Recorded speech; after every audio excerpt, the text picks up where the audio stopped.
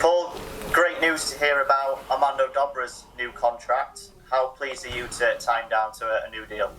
Oh, listen, I think it's great news for everyone connected with the club. It's great news for the squad. It's great news for the supporters. It's great news for for Ash, for Phil, the people who run the club. Because, like all teams, you're as good as your players. It doesn't matter what club you're at. You can see with the modern day coaches now, if you've got good players, you normally get called a good manager.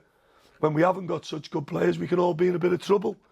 I think Armando, excuse me, over his period here now, it has been fantastic. He's growing as a player. He's growing as a young man. His numbers now are really good. I think he's on 11 goals this year, is he? For us, 3 or 4 assists. I think the assists have to improve. I think that's part of his game that he can improve on, not just knowing when to move the ball on. But he's been brilliant. It's great news for us. It's great news for everyone. You know, at a time, probably when our fans needed a little bit of a lift. How much do you enjoy working with him on a day-to-day basis? You obviously brought him across from Ipswich, so you know him from a young age. He's the best. He's just the best. It's simple. You know, for everyone, you can't get Dobbs off the training ground. You know, his attitude about football is everything I like about football. He doesn't like losing. He's a competitor. He's fiercely competitive. He's fiercely driven. You know, and he wants to be a footballer. A lot of lads today enjoy being a footballer, but don't work anywhere near hard enough to be one. Whereas Dobbs knows he's a talented boy, but he works really hard at it, and he probably epitomises everything I like about football. And from a club point of view, is it another example of the club going in the right direction, being able to tie down one of their key players? I think that's been there for a period of time now, Liam. I think since we come out the conference last year, we've tried our best to be active in the transfer market. We've tried our best to bring players in. We've done everything that football clubs, in my opinion, that want to progress should do. Along the way, we've clearly been blighted by certain stuff. That's part and parcel of the game. You know, sometimes football clubs today, they're just in too much of a hurry, and that can affect what comes out on the pitch. You know, for us, like every good club, we want to go forward, but you've got to go forward at a rate that you can keep up with. You know, our fans left the stadium last week at Walsall fiercely disappointed. You know, no different than myself and the rest of the players. But we've come a long way quickly. You know, we're fiercely disappointed about losing at Walsall. You know, and it's a testament to the club, to how quickly we're going forward, and sort of how you've got to keep and manage that expectancy sometimes as well. So, all in all, it is what it is, I think. From Ash and Phil's point of view, you know, as a manager, coach, you couldn't get better backing than I get. You know, it really is top class. And obviously I wouldn't expect you to name any names, but would you like to get one or two others tied down as well, contract-wise? I think obviously as a club, Liam, where we've been very successful last year, where we won a league very quickly. You know, for as any manager will tell you, no one wins leagues easy. There's no such thing. But to do that as you move up each division again, as coaches and managers will tell you, the levels change. It's no criticism of the players and no criticism as coaches and managers. They'll probably say the levels change with managers as well. And to go forward, there's got to be a cycle of change within your football club, you know, to do that. So we've got to make sure that we're keeping the good of our club, we're keeping the best of our club, we're keeping the core of our club, you know, but to go forward at a rate where we feel on the pitch we can still be successful as well. So contractually wise, we're comfortable with where we're at. You know, we're comfortable with the squad, the ins, the outs. Obviously, we're not comfortable with the amount of injuries we've had this year, which every club will have. You know, every club will have that. It's something that going forward we look at in a more clearer way. You know, and obviously having a lot of contracts up, you know, there's a lot of work to be done at this club, which is what we all probably know.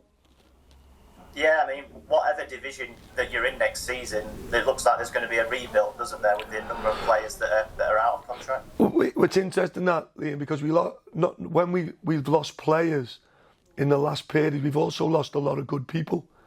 You know, lads like Jeff King, Joe Quigley, Brandon Orton.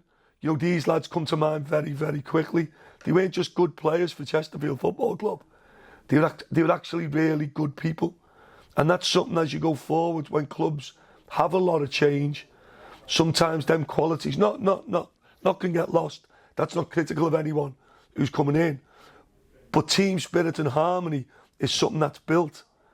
It's not just implemented in the dressing room one day.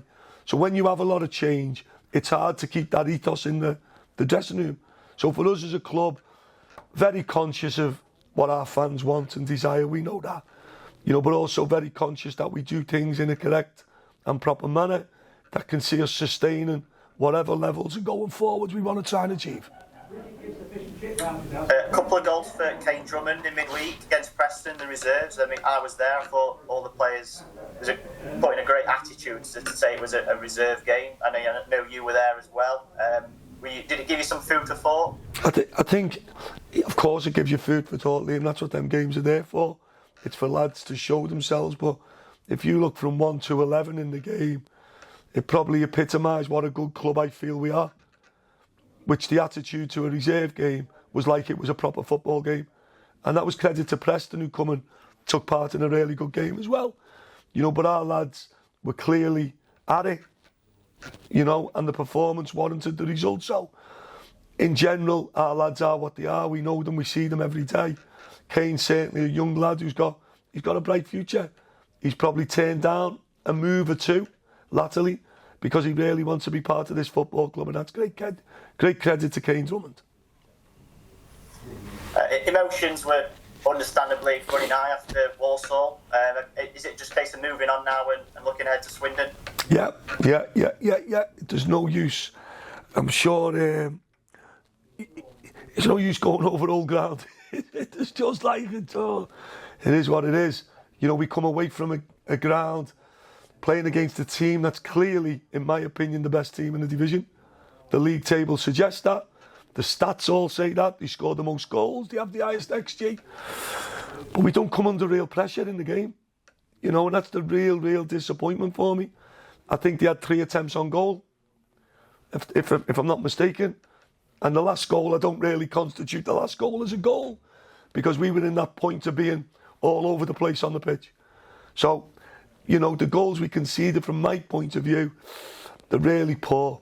From Walsall's point of view, and the good goals, everyone works on set pieces, So, for me, it's ironing out them little moments in games that are costing us. I think on our day, as we've shown, we can be a match for anyone. And also on our day, we can be beaten by anyone. So, again, it just goes into the bank of so much work to be done. Where do you sit now then in terms of the playoffs with 16 games to go? Obviously, you're still hoping to get in there. There's a lot of football still to be played. 100%. I think a lot of clubs, sometimes you can speak too much about something, and your actions will always determine your outcome. For us, we've got a great game tomorrow at Swindon. We're a team. Last week's result was a little bit of a strange one. I've watched the game back. They were clearly the better team on the pitch on the day, and sometimes you don't get the result that you deserve. That's football. They couldn't have done much more to get a positive result. Prior to that, they're in great form. So we've got a really difficult game tomorrow, but again, we'll be playing against a team trying to win the game. Ian's done a great job since he's gone in there. I'm sure they've got still aspirations, no different than ourselves, but to get anywhere, you've got to win footy games. You can talk as much as you want. If you want to be a successful club, you've got to win. And unfortunately for us, at the minute, our inconsistency's been our consistency. Do you want to see that ugly, gritty side of your team tomorrow? What a good question that is, Liam. All teams are teams. We fundamentally all have our Achilles heels. It doesn't matter who you are. You can't be built to be a team who dominates possession and also then create the chances that maybe a Walsall create. So within it, there's no right way in football and there's no wrong way. It's just about being effective. The effective side of the game comes at both ends of the pitch, and the best teams are normally good at both. For us, unfortunately, we tend to have similar outcomes in most games, where the games take a similar pattern. And unfortunately for us, we've got to make sure the pattern goes the way that we want in terms of the result.